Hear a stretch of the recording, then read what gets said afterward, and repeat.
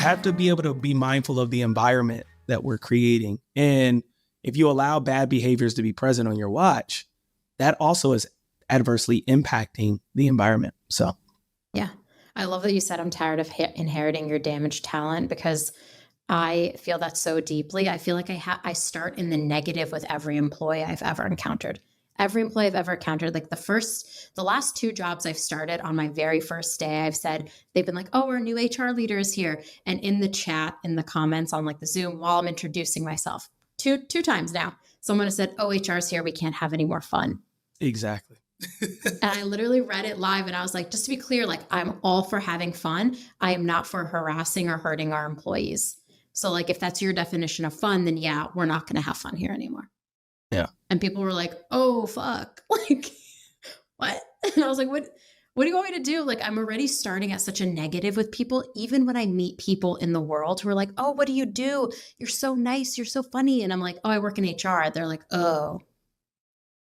And I'm like, why is that your response? Like, this is a really hard job, but like, I also am trying to do good in the world. So I'm with you on the inheriting damaged talent, because I feel like I'm always trying to climb a hill with some employees who just never want to trust me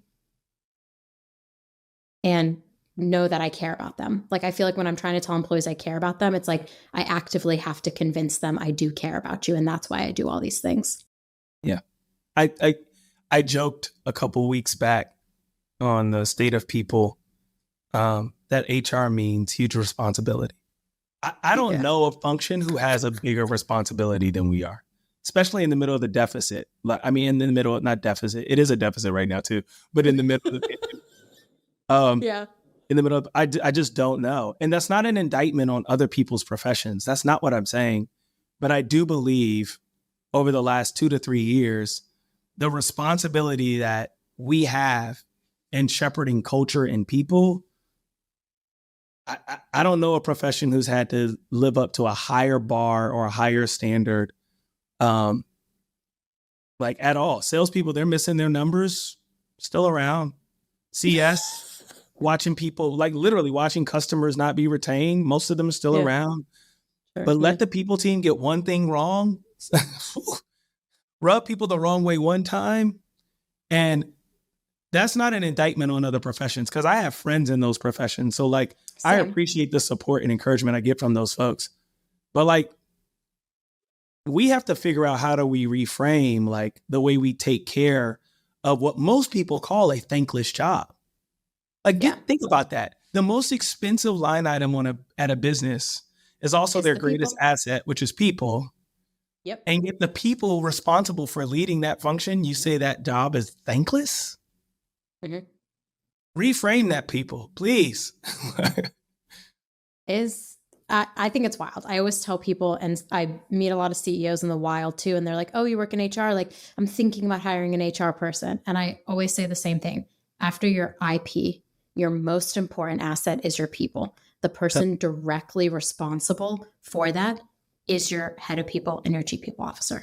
Like, they can make or break your company. And if you have somebody who's wants to take your company into the future, wants to show your employees they care, I guarantee you, we all know the studies, the more engaged they are, the more productive and profitable your company is going to be.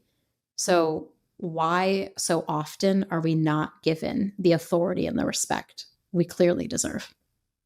Yeah, well, I agree with you. Again, I think part of this is the evolution of the function, right? So a part of me is like, a third of me is like the evolution of the function. There was a conversation Kara did from Lattice with their founder, Jack Altman, brother of Sam Altman from OpenAI. Yeah. And he was like, CPOs are the new COOs. And I couldn't agree with him more, in the sense that very few functions operationally touch every layer of the organization the way people do. So I think there's an evolution of the function. And I think there's a new wave of CEOs that understand how having a phenomenal head of people can be an accelerant to not only the financial metrics of the business, but also to scaling the culture the way it's supposed to.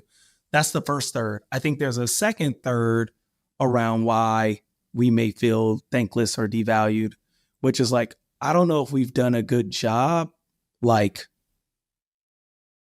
praising imperfection. like the people team is always like, no one comes to work and says you can't pay everybody on time their accurate pay, right? Like, think about that. Like product teams, they roll out new features. Some of the features need to be debugged afterwards. Yeah. We're not debugging payroll because we don't mess with people's money. You don't debug promotion. And so like part of this is like, we got to get comfortable with imperfection. So like, you know, when I look at my benchmarks and my achievements for my performance rubric, and my CEO's like, yeah, you achieved 92%. I'm excited because I'm like, yeah, I got 92% in this climate with those attitudes,